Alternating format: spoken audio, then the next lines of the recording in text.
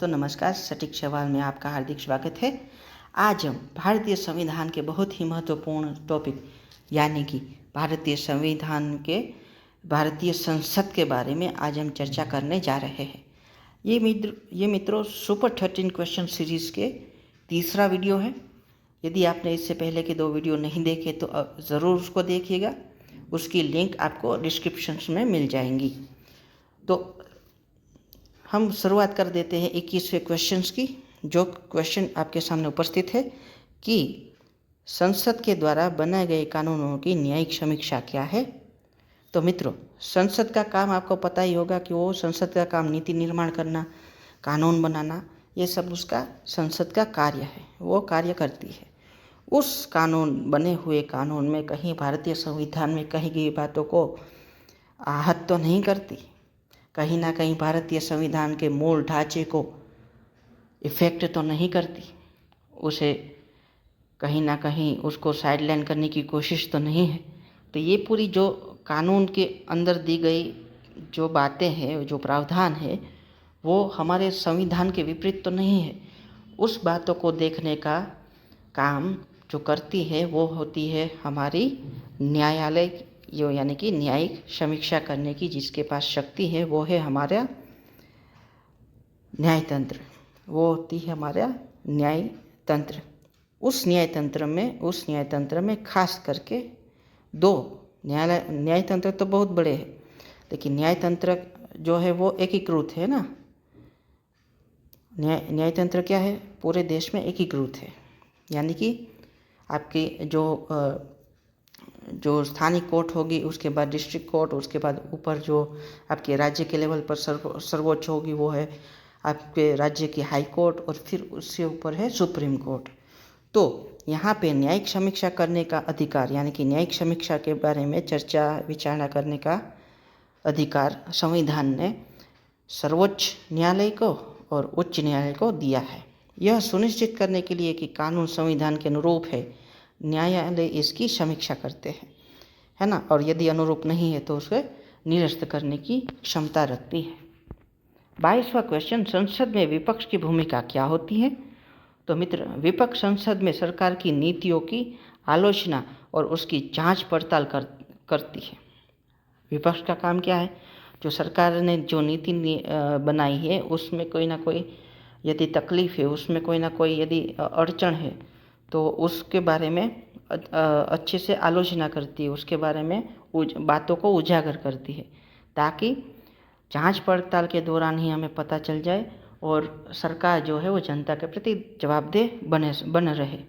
तो यह सरकार को जवाबदेह बनाने और लोकतांत्रिक प्रक्रिया में संतुलन बनाए रखने में महत्वपूर्ण भूमिका निभाता है।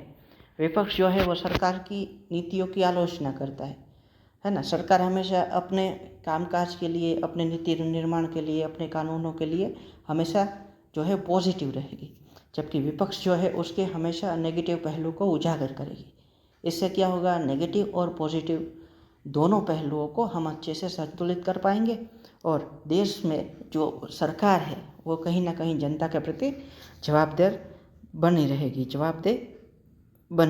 रहेगी। इससे क्या होगा कि जो हमारी लोकतांत्रिक प्रक्रिया है उसमें संतुलन बनाए रखने में बहुत ही महत्वपूर्ण भूमिका अदा करती है, महत्वपूर्ण भूमिका निभाती है।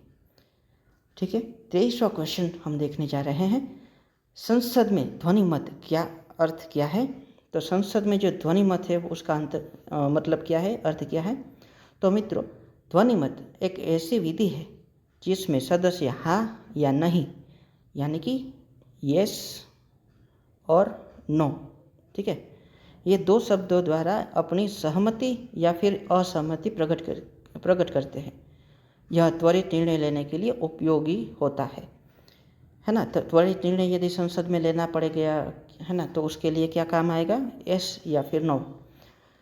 क्या होता है मित्रों कि संसद के अंदर ध्वनि मत से जो है वो कामकाज हो सकता है। इससे क्या होगा कि जो अध्यक्ष जी हैं वो सीधा क्वेश्चन पूछेंगे कि ये इस बिल के फेवर में आप है या नहीं, और यदि है तो फिर आपको कहना है कि हाँ, यदि आप नहीं है तो आपको कहना है नहीं, ठीक है, या फिर यस या नो। इंग्लिश वर्ड का भी यूज़ हो सकता है मित्रों, तो हमने यहाँ उसका भी उल्लेख कर दिया था। इससे क्या होता है, नीति निर्माण में काफ़ी हेल्प मिलती है, काफ़ी जो प्रक्रिया है वो स्पीड से होती है। जब ध्वनि मत होगा तो ध्वनि मत में पता चल ही जाएगा कि यस के लोग ज़्यादा बोलने वाले हैं या नो के ज़्यादा बोलने वाले हैं, है ना। इससे क्या होगा कि जो भी संसद का कामकाज होगा उसमें कहीं ना कहीं गति मिलेगी और यह त्वरित निर्णय लेने के लिए उपयोग किया जा सकता है। ठीक है, तो उसके बाद हम 24वां क्वेश्चन के बारे में चर्चा करेंगे कि संसद में मृदा स्मृति के ऊपर बहस का क्या महत्व है। तो मित्रों, मृदा स्मृति पर बहस संसद में सरकार की आर्थिक नीतियों की समीक्षा और उनकी सफलता या फिर असफलता की जांच के लिए महत्वपूर्ण है। देखिए मित्रों, सरकार जो है हमारे देश है, वो हमारे देश के विभिन्न पहलू है ना। सामाजिक निर्णय लेने पड़ सकते हैं, कहीं ना कहीं सांस्कृतिक निर्णय लेने पड़ सकते हैं, या फिर देश के लिए जो आर्थिक गतिविधि तो बहुत ही महत्वपूर्ण है ना। तो मृदा स्मृति के ऊपर जब सरकार अपना कोई रवैया इख्तियार करेगी, कोई ना कोई रवैया जो है उस पर काम करेगी, तो उसमें उसकी जो आर्थिक नीतियाँ हैं उस आर्थिक नीतियों को समीक्षा करती है। उसकी सफलता या फिर असफलता के लिए जांच भी बहुत महत्वपूर्ण है। इससे जनता को भी आर्थिक नीति के बारे में जानकारी मिलती है। मृदा स्मृति के ऊपर जब भी बहस होती है ना संसद में, तो क्या होते हैं, उसकी जितनी भी आर्थिक नीतियाँ हैं उस सभी आर्थिक नीति के सभी मुद्दों को, चाहे वो पॉजिटिव हो चाहे वो नेगेटिव हो, है ना, उस पर अच्छे से समीक्षा हो जाती है। उस पर उसकी सफलता या फिर असफलता के बारे में जांच के लिए बहुत ही चर्चा सुखद रह सकती है, महत्वपूर्ण रह सकती है। इससे जनता को भी आर्थिक स्थिति के बारे में जानकारी मिलती रहेगी कि हमारे देश में जो आर्थिक स्थिति है वो कैसी है, उसके बारे में अच्छे से नॉलेज यदि कहीं पे सटीक अच्छे सा नॉलेज हमें मृदा स्मृति के ऊपर जो बहस होती है उनमें से जानकारी काफ़ी कुछ मिल सकती है। 25वां क्वेश्चन हम देखने जा रहे हैं मित्रों, संसदीय स्थगन और कार्यवाही समाप्ति के बीच क्या अंतर है। तो मित्रों, स्थगन से तात्पर्य सदन की कार्यवाही को निर्धारित समय के लिए रोकना है। क्या होता है मित्रों कि जब भी संसद होती है उसमें कहीं ना कहीं चर्चा में कहीं ना कहीं उग्र वातावरण हो जाए, है ना, कि चर्चा जो है वो काफ़ी गर्म हो जाए, गर्मा गर्मी संसद में बढ़ जाए, तो उस गर्मा गर्मी की स्थिति में बहस को आगे ले जाना ठीक नहीं रहेगा, है ना। विपक्ष जो है वो अपनी राय रखने के लिए अपनी ऊंची आवाज़ में, ऊंचे स्वर में जो है अपनी बात रख रही है। सरकार उसको डिफेंस करने के लिए जो है वो अलग अलग मुद्दे बोले जा रही है। तो होता क्या है मित्रों कि ना सरकार सुनने की स्थिति में होती है, ना विपक्ष सुनने की स्थिति में होता है, और संसद की जो कार्यवाही है वो कहीं ना कहीं गर्मा गर्मी के माहौल में तब्दील हो जाती है। तो उसको रोकने के लिए, उसमें नियंत्रण प्राप्त करने के लिए, उसमें कहीं ना कहीं कंट्रोल स्थापित करने के लिए स्थगन प्रस्ताव काम का आता है। स्थगन में क्या होता है कि स्थगन से तात्पर्य सदन की कार्यवाही को निर्धारित समय के लिए रोक दिया जाता है। मान लीजिए कि अभी का जो माहौल है वो गर्मा गर्मी का माहौल है, तो अध्यक्ष जी को लगेगा कि ठीक है अभी दो घंटे या 3 घंटे तक स्थिति ठीक नहीं रहेगी, नियंत्रण करने में दिक्कत हो सकती है, तो वो क्या करेगी, स्थगन कर देगी और 2-3 घंटे या फिर कल दूसरे दिन चर्चा को आगे ले जाने के लिए बोल सकती है। तो क्या होता है कि पूरी स्थिति कंट्रोल में जाती है और चर्चा जो है उसको कहीं ना कहीं विराम मिलता है। जबकि कार्यवाही समाप्ति का मतलब है कि संसद की कार्यवाही को पूरी तरह समाप्त कर देना। संसद की जो भी कार्यवाही वो पूरी तरह से जब समाप्त हो जाएगी तो उसे कार्यवाही की समाप्ति कहेंगे। उसको क्या कहेंगे, कार्यवाही की समाप्ति। जबकि जो स्थगन है वो कहीं ना कहीं निर्धारित समय के लिए, है ना, शॉर्ट टाइम के लिए होती है। तो ये 2 बातें हैं संसद के कार्यवाही के संबंध में। 26वें क्वेश्चन में देखें, संसद में बहस की क्रिया या प्रक्रिया क्या होती है। तो मित्रों, संसद में बहस की प्रक्रिया विभिन्न विधेयकों, जितने भी विधेयक आते हैं, वो चाहे मनी बिल हो, चाहे वो फाइनेंस बिल हो, चाहे वो कॉन्स्टिट्यूशन में सुधार करने का बिल हो, कोई भी बिल हो, कोई भी विधेयक हो, कोई भी प्रस्ताव हो या फिर अन्य जो मुद्दे हैं उस पर सदस्यों द्वारा विचार विमर्श करना होता है। सदस्य अपने विचार प्रस्तुत करते हैं और सरकार से जवाब मांगते हैं। तो इस प्रकार से संसद में बहस की प्रक्रिया होती है कि संसद में मान लीजिए कोई भी बिल आया, कोई भी प्रस्ताव आया, किसी भी मुद्दे पर सदस्यों द्वारा अपने विचार विमर्श को रखा जाता है, चाहे वो बिल हो चाहे वो प्रस्ताव हो या फिर कोई अन्य मुद्दा हो। इससे क्या होता है कि संसद जो सदस्य है वो अपने विचार प्रस्तुत कर सकते हैं और अपने विचार की प्रस्तुतिकरण के माध्यम से या क्वेश्चन आंसर के माध्यम से सरकार की जो नीतियां हैं उसके या फिर सरकार के पास अपना जवाब मांग सकती है। यदि ये वीडियो आपको पसंद आ रहा हो, ये डिटेल्स आपको कहीं ना कहीं अच्छी लग रही हो, एग्ज़ाम में यूज़फुल लग रही हो, तो ज़रूर से ज़रूर इसको लाइक कर दीजिएगा, अपने दोस्तों को भी शेयर कर दीजिएगा ताकि हमें भी मोटिवेशन मिल सके और हम भी ऐसे टॉपिक वाइज और क्वेश्चन आंसर के माध्यम से वीडियो ला सके। बाकी पूरी संसद पढ़ा देने वाले आपको बहुत मिल जाएंगे, लेकिन संसद के जो क्वेश्चन कैसे पूछे जाते हैं, उसमें क्या लिखना है ना, शॉर्ट में हम उसको कैसे लिख सकते हैं, जो शॉर्ट में लिखा है उसको हम कितनी विस्तृत चर्चा से माध्यम से सीख सकते हैं। इस प्रकार से हमें कहीं ना कहीं मोटिवेशन मिलेगा यदि आप इसको लाइक करते हैं, शेयर करते हैं और कमेंट करके भी हमें यदि कहते हैं, है ना। अपनी राय कमेंट बॉक्स में ज़रूर दर्ज करवाइएगा, अपनी राय कमेंट बॉक्स में ज़रूर दर्ज करवाइएगा ताकि हमें भी पता चले कि आपको इस प्रकार के वीडियो अच्छे लग रहे हैं। 27वां प्रश्न, संसद में सरकार की जवाबदेही सुनिश्चित करने के उपाय कौन कौन से हैं। तो मित्रों, संसद में सरकार की जो जवाबदेही है उसे सुनिश्चित करने के लिए प्रश्नकाल है ना। जब सदन की कार्यवाही शुरू होती है तो उसके पहला घंटा क्या होता है, प्रश्नकाल होता है। फिर जो संसद का जो प्रश्नकाल होता है 1 घंटे का या फिर जो भी टाइम पीरियड अध्यक्ष जी तय करे उसके आधार से प्रश्नकाल होता है। उसके बाद एजेंडा शुरू होता है, लेकिन एजेंडा शुरू हो, प्रश्नकाल की समाप्ति हो गई और एजेंडा शुरू हो, उससे पहले बीच का जो गैप है, उसके बीच का जो टाइमिंग पीरियड है, उसमें संसद में जो भी प्रश्न पूछे जाते हैं, जो भी कुछ होता है, प्रक्रिया होती है, बहस होती है, उसको हम शून्यकाल के माध्यम से परिचित होते हैं, उसको हम शून्यकाल कहते हैं, है ना। तो ये बहुत ही महत्वपूर्ण है कि प्रश्नकाल, उसके बाद शून्यकाल, फिर एजेंडा शामिल होता है। तो ये जो प्रक्रिया है सरकार की जवाबदेही से तय होती है।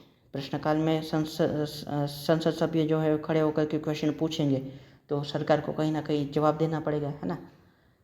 उसके क्वेश्चन के प्रकार भी होते हैं। क्वेश्चन जो हमारा प्रश्नकाल है ना, उसमें जो तारांकित प्रश्न होते हैं, अतारांकित प्रश्न होते हैं, है ना। इस प्रकार से प्रकार होते हैं अलग अलग, उस पर विस्तार से चर्चा करेंगे बाद में। लेकिन अभी जो हम क्वेश्चन है, वरना क्या होगा, वीडियो लंबा हो जाएगा तो आप बोरियत महसूस करके वीडियो को छोड़ देंगे, है ना। प्रेजेंटेशन भी इतना हम बेहतरीन लेके नहीं आए क्योंकि हमें बेहतर चर्चा करनी है ना।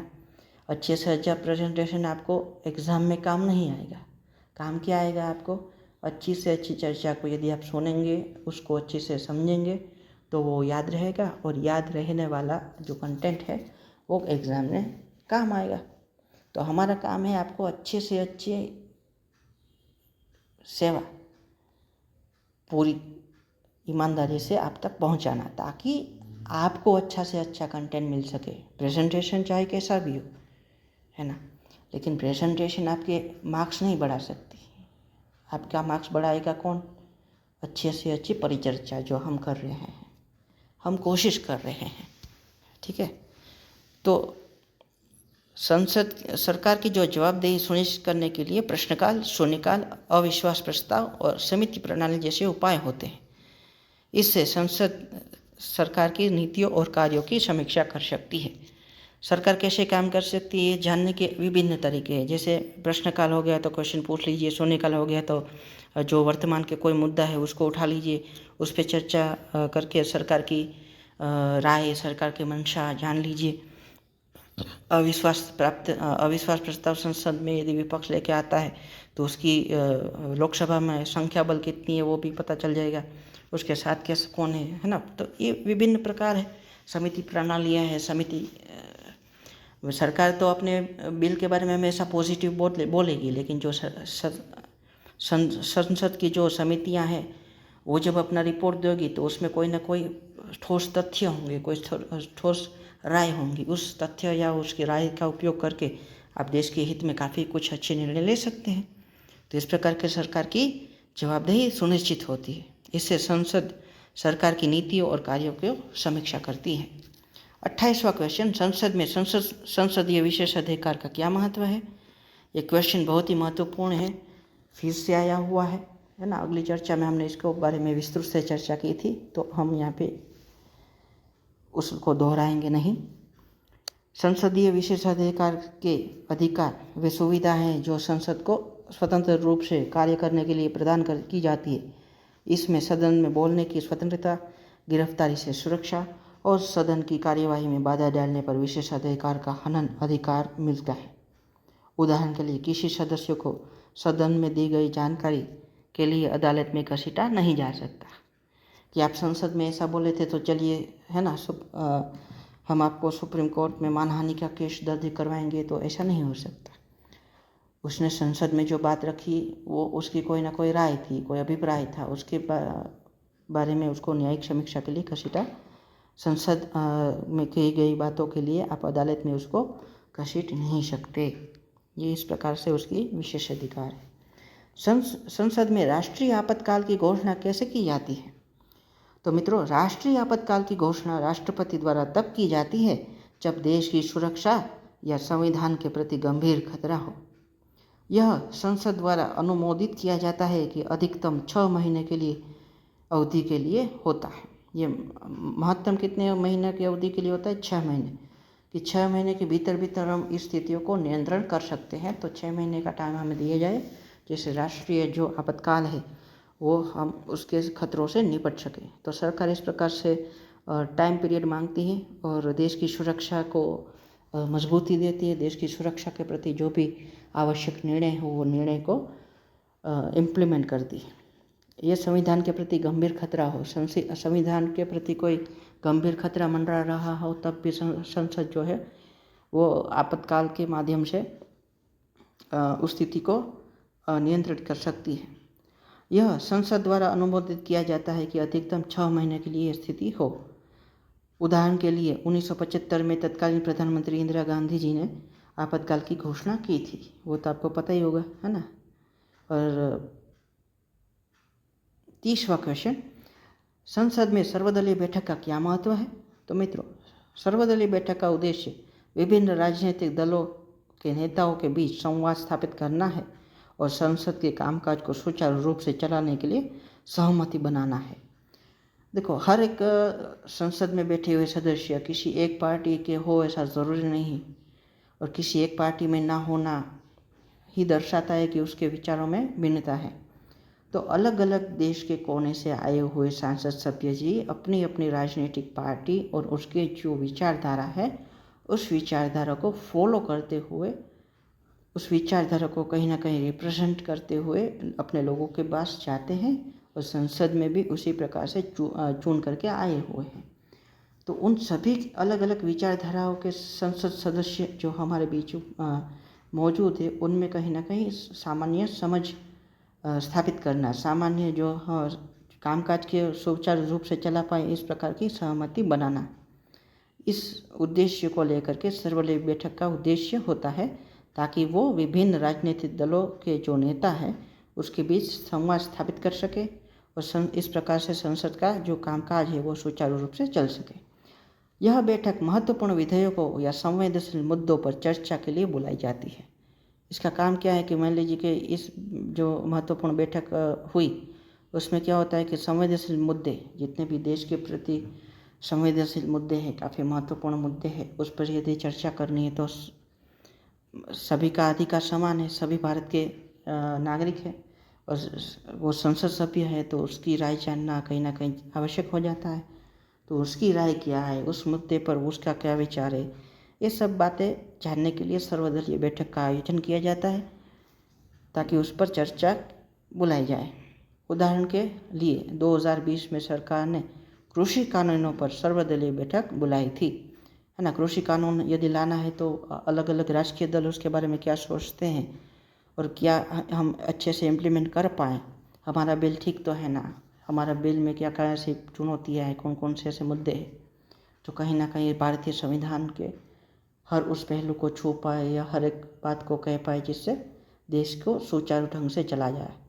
तो इस प्रकार की जो भी बातें हैं उसको इम्प्लीमेंटेशन के पहले देश के विभिन्न जो पार्टियां हैं उस सभी राजनीतिक दल उस राज्य के विचार जानने की एक सामान्य सी प्रक्रिया जिससे सर्वदलीय बैठक के नाम से जानते हैं। आशा करते हैं कि ये पूरा वीडियो आपको पसंद आएगा, और यदि आपको ये पसंद आए तो लाइक, शेयर और सब्सक्राइब करना ना भूलें, और इस प्रकार की जो हमारी बातचीत है उसको लाइक करके पसंद कीजिए, ताकि हम भी नए विचार ला सकें। और अन्य कौन से मुद्दे पर आपको वीडियोस चाहिए वो ज़रूर से कमेंट बॉक्स में बताइए, ताकि हमें उस पर वीडियो लाने में सुविधा हो सके और आपकी सेवा में हाजिर हो सके। जय हिंद, जय भारत।